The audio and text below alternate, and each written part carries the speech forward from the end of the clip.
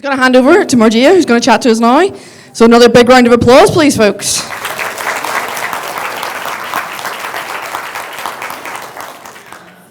Okay, hello everyone. So my name is Marija Siddik, and I'm a second-year computer science student at Dublin City University, and I'm also a founder of a startup that I recently founded back in January, which is to combat algorithmic bias, which I'll be talking about today. So the agenda for today is to talk a little bit about myself, and then I'll go straight into how algorithmic bias occurs in healthcare and the dangers of it, and then some real-world examples of how algorithmic bias occurs in healthcare, and then I'll talk a little bit about my startup and how I'm combating algorithmic bias in healthcare. So next slide, please. So now I'll be talking a little bit about myself, and then, Okay, so in 2022, I started my bachelor's degree in computer science at Dublin City University, and then later on in December, I decided to look into PhDs in AI, and at that time, I wasn't really specific on where I'd want to do the PhD. I just wanted to explore a little bit. And then I had an idea in my head to skip my master's. And in order for me to do that, I thought, okay, I might as well start my research experience early. So then in 2023, in February, I decided to independently research AI in healthcare, particularly in the context of developing nations, because I believed that there was not as much research being done in developing nations as opposed to their Western counterparts. And I believe that it was important to do research in this particular area for developing nations as well. And then in July, I received the Generation Google Scholarship for Women in Computer Science in Ireland. And that kind of gave me a confidence boost to continue on with the work that I was doing. So then I decided to get a little bolder and decided to talk to potential supervisors at DCU to supervise my research. And then in November, I actually got an email back saying that they'd be really happy to help out with it. And then in 2024, in January last month, I founded Ethical, which is the startup that I'll be talking about later, and how I'm using it how I'm planning to use it to combat algorithmic bias. And then in February, I actually got the email this week that the Health Research Board was going to fund my research. So this summer, I'll be researching full-time at Dublin City University alongside with Trinity College Dublin School of Medicine and St. James's Hospital in Dublin. So now I'll talk a little bit about how algorithmic bias occurs in healthcare and along with the dangers of algorithmic bias in healthcare.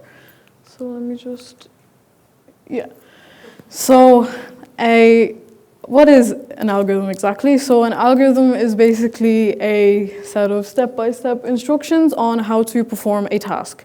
So to break it down simply, we can imagine it as a recipe. And in order for us to actually make a cake using that recipe, we need to have our ingredients. Now, in the context of an algorithm, those ingredients are the input that we give it. And this input is also called data, and then we will use this data in order to train the algorithm. Now, in the context of healthcare, we can think of it as a medical assistant. Now, in order for this medical assistant to be of any use, it needs to be able to learn some things in order to help the doctor. So in this way, the input in terms of an algorithm in the context of healthcare could be lab notes or doctor notes or patient data. And then this data, this patient records, for example, this will be used to train the algorithm in order for the algorithm to be able to produce an output or a result that the doctor can then use. So there are three ways that an algorithm can learn. One is supervised learning, which is where basically it's spoon-fed the information. For example, it can be trained using an image of, say, an X-ray, and then all the labels will be there for it, so it doesn't have to make any patterns out of it. It'll just know what it is. And then there's unsupervised learning, which is where there aren't any labels. Maybe it'll just be an X-ray with no arrows to point out, say, which bone is which. The algorithm will have to make the patterns and figure it out itself. And then the last sort of learning is reinforced learning, which is where the algorithm will basically be put under trial to give outputs, and then the person who designed the algorithm will say, okay, yeah, you're doing well, or no, you need to try again. And then it'll refine its outputs based on what the person has said. So now I'll talk a little bit about bias in algorithms. So what is bias? So bias is basically a tendency to lean towards a specific something or someone for or against them. Now, in the context of algorithms, it's basically a tendency for the algorithm to produce a specific output, but it's not diverse, the data it was given, so it produces a result that leans towards something or someone, and it isn't quite diverse. So in the image there, that's a classic example of bias in an algorithm. So on the left, we have a pixelated image of Obama. Now to us, we can clearly see that it is Obama, slightly pixelated, but the algorithm doesn't know that. And basically what happened in this situation is the algorithm was probably trained using images with majority white men and not enough men of African descent. And because of that, what happened was the algorithm produced a result of a white man that kind of looks like Obama, but that is not the case at all. But the algorithm doesn't know that. It just uses whatever it's given to it and it'll produce something. So in this situation, it's kind of funny, it's kind of humorous, but when you put it in the context of healthcare, it's not really a nice thing to do. And now I'll just... And then, so when you pair algorithms and bias and you put them together, it's not a good result in healthcare or in any other industry for that matter, but in healthcare specifically because there's patients involved. And what happens is, so what happens is when you pair bias with algorithm, when the data is filled with bias and then that same data is used to train the algorithm, it can produce harmful outputs wherein there could be delayed diagnosis or misdiagnosis. And in the next few slides, I'll be talking about 3 different ways and how bias can occur. One, which is historical inequalities. Another is incomplete data. And then the third is underrepresentation.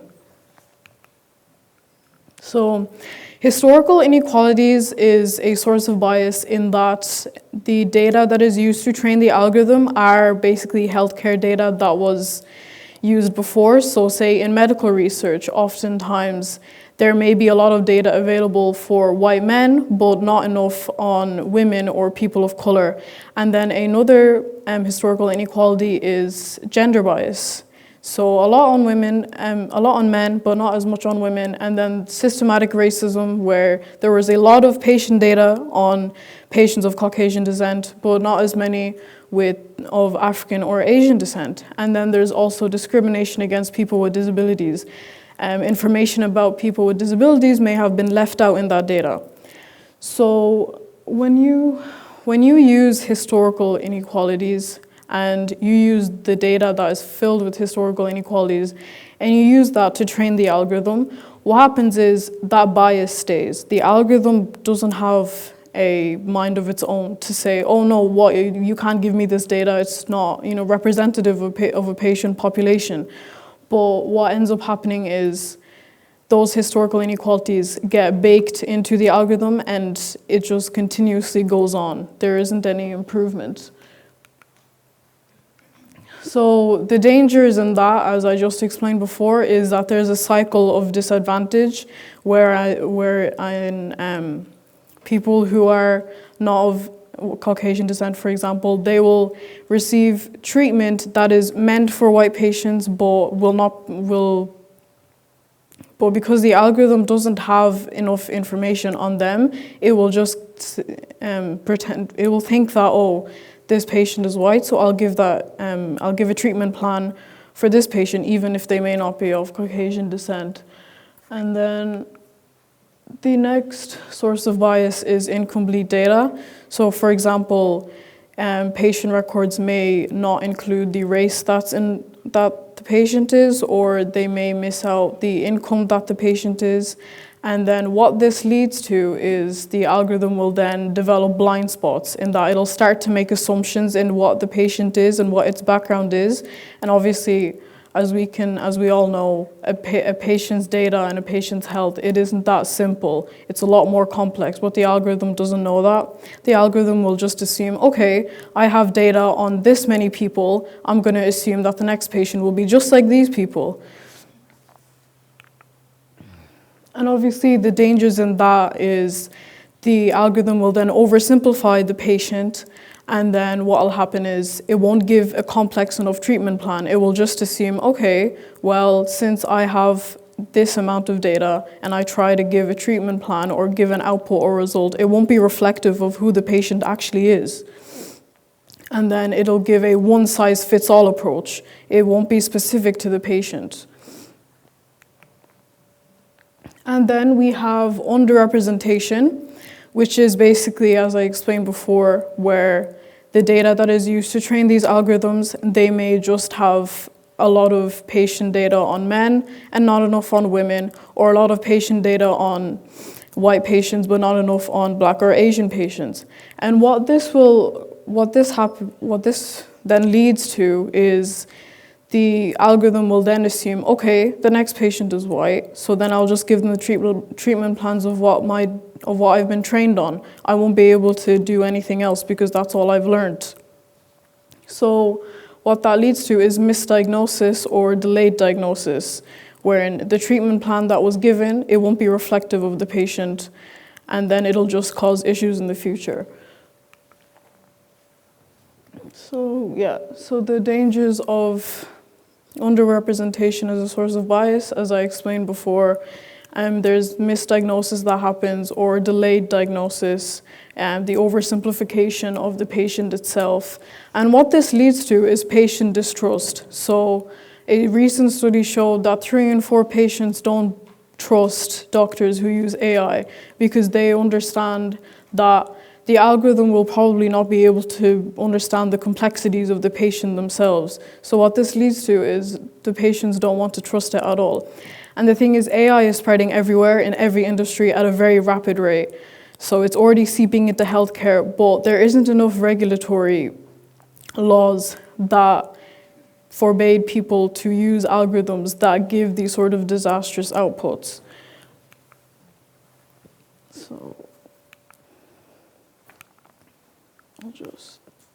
So now I'll be talking about real-world examples of algorithmic bias. So one real-world example of algorithmic bias is risk assessment. So it's racial bias in pain assessment. So what will happen is the data that is fed into the algorithm, it will maybe have, say, patient data of white patients and then maybe some of Black patients. But in that data, the algorithm will assume that white patients are more prone to feel a lot of pain and Black patients don't feel that much pain. So then what this leads to is the next time an algorithm is used, say on a Black patient, what will happen is the algorithm will say, okay, this patient won't feel as much pain because they're of African descent, whereas it'll underestimate the pain that Black patient will feel, whereas with white patient, it may overestimate that pain, where it'll say, okay, since this patient is white, they'll feel a lot of pain, so then I have to give treatment plans accordingly. And obviously that is not the case. Race shouldn't be a factor in how much pain they feel. So then the next is gender bias in heart disease diagnosis. So what happens in this case is the data used to train the algorithm will have a set of patient records where they'll have the symptoms that men feel when they have a heart attack or something, but in the women's case, there won't be enough data for the women. So what will happen is it'll miss atypical symptoms in women. So for example, if women feel less chest pain during these sort of situations, but say more fatigue, the algorithm won't pick that up. And then that will cause an issue in that it'll misdiagnose a female patient because the algorithm won't be able to detect the symptoms they have if the majority of the data that it was trained on was only specific to the symptoms that men would feel. So yeah, that is. And then there's socioeconomic disadvantage, which is basically if an algorithm has patient data and say there's income there, it won't recommend treatments that probably would have helped a patient under low income because it'll assume that they can't afford it. So what will happen is the algorithm will then give an output and say, okay, well, I was given information that patients who have low income won't be able to afford this treatment plan or this, and then it'll say, okay, well, because of that, I won't recommend it at all, even though that would be very harmful in that the patient won't even receive the information that could have been helpful. Because just because they're in low income doesn't mean they don't have the opportunity to be able to get treatment. But the algorithm will assume because they're low income that they won't be able to afford it, so then they won't even recommend it at all. So now I'll talk a little bit about what I'm trying to do to combat this bias and this disconnection between clinicians and the technologies that are being used. Because the problem now is that clinicians don't really understand what's going on inside the technologies that are being used. The clinicians are kind of sort of being left out in how technologies are being used or how they operate. So there's a phenomenon called black box AI, which is where the end user won't have any idea on how AI operates, but it'll just be a mere consumer. But in the case of healthcare, that could lead to disastrous effects. So why did I start AlphaCool? So as I said before, I was researching in AI in healthcare. And as I was researching, I found gaps in how AI was being utilized. One was the data itself. It was riddled with bias, and it wasn't accurate to the patient population of the hospitals that algorithm was being deployed in. And then another one was the disconnection between clinicians and the technologies that they use. In recent studies, it showed that the doctors weren't able to fully understand what was going on in the AI, and because of that, they weren't able to argue for or against the output. They could either accept it or deny it. And then that also leads me to talk about patient distrust, which is, another thing is, so recently I've seen startups who are in the healthcare space, and what they're trying to do is they're trying to make processes faster. They're trying to make it more efficient, but they're kind of missing another very big important factor, which is fairness. So I've seen a lot of startups, they do a lot in terms of making processes faster, but the fairness element isn't really in there. So as that statistic says, 67% of patients said providers should say how they use the AI or the technologies in order to make the patients feel more comfortable and to build that sort of trust. However, in another study, if I can just, 5.9% of providers have good familiarity with AI, but in that same study, 83% feel that AI would actually benefit them in their practices. And what this shows is AI does have real potential in the healthcare industry, but not enough is being done in having clinicians themselves be involved. Because as the statistic says, not many of them actually know what's going on. Yet these technologies are being used in the hospitals for them to be utilizing. But how can they utilize it if they don't even understand how it's being used or how it works? So what I'm trying to do is I'm trying to make clinicians not just mere consumers, but more active co-creators of the technologies that they use. So one major way that I'm trying to combat bias is to allow clinicians themselves to be able to train the AI with their own data, and in the hopes that that data that they provide would be more specific to the patient population and more accurate to the patients that are in their hospitals or in their clinics. And then in that, I'll allow clinicians to be able to develop and deploy their own AI models. Now that is a big task on its own. I'd have to simplify the platform so that clinicians wouldn't have to waste a lot of time learning it, because as we all know, healthcare providers are very, very busy and they don't have the time to be able to learn how to do all of this. So the one in the middle is something that is still very actively being considered in how I'd develop that. And then obviously the final result is the clinician would be able to actually understand and verify the output and then be able to explain that result to the patient involved. And so yeah, if anyone would like to learn more about what I'm doing and how to combat bias, then there's the QR code there, if you want to learn more about what I'm trying to do with Ethical. And yeah, that's me.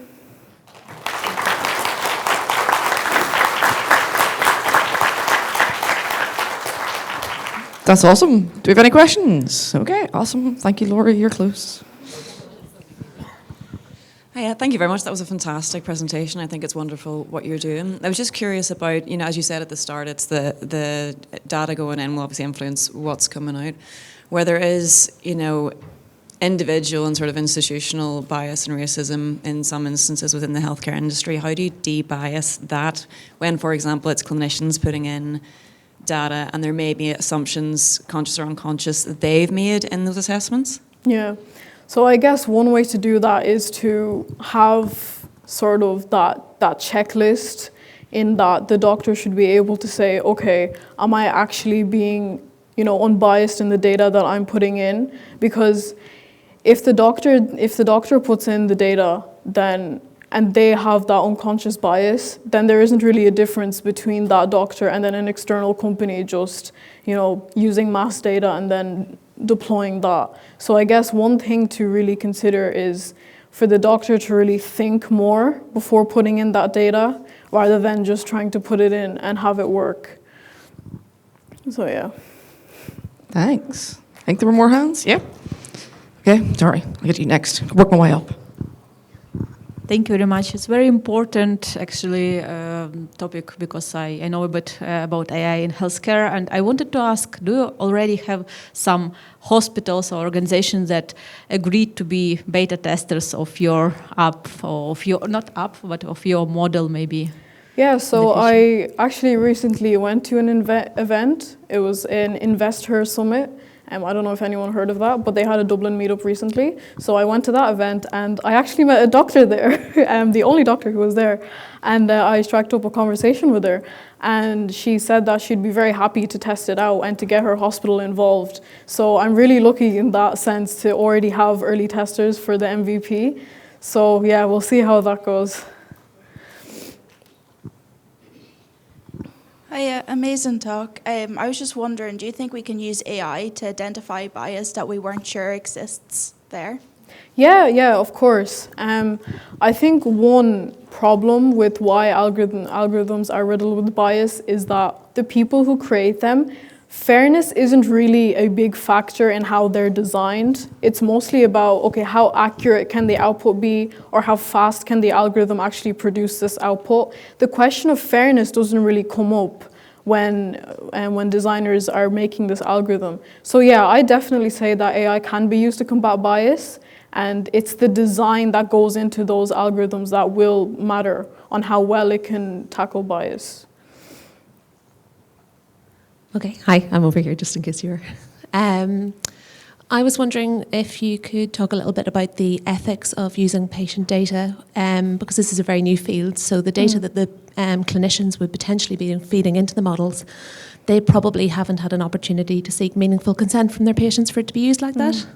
Yeah, so with this platform, I do want to have both clinicians and patients involved. So if a clinician were to use this platform, then there would have to be both encryption tools and encryption protocols for the data side, and then also very explicit consent with the patients involved in the clinic.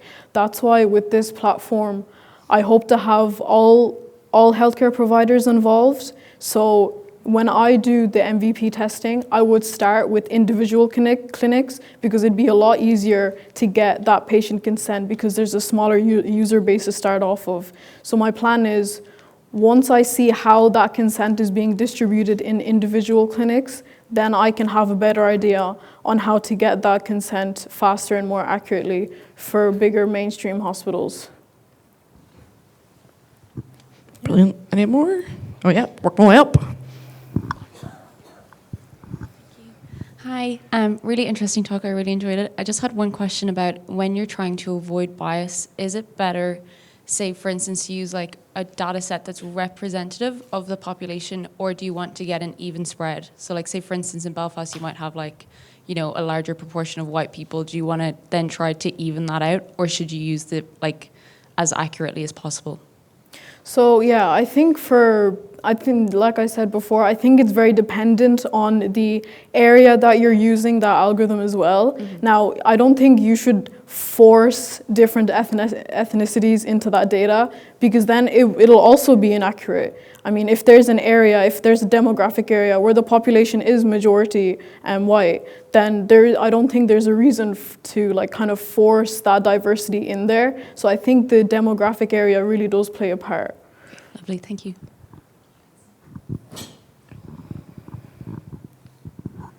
Hi. Yeah, I really enjoyed your talk, and actually it really resonated with me because I'm a healthcare professional and I'd love to talk with you more about this after. But what I was going to ask was, once the healthcare professional labels the data, what sort of process happens after that with the data? So can you explain more about the labeling? So I believe, sorry if I misunderstood, I thought that you said that the data was labeled by the healthcare professional. Was that correct? Oh yeah, that was in supervised learning, it's kind of the data is spoon-fed, so the labels are already there, like say the bones are labeled and that in that sort of sense.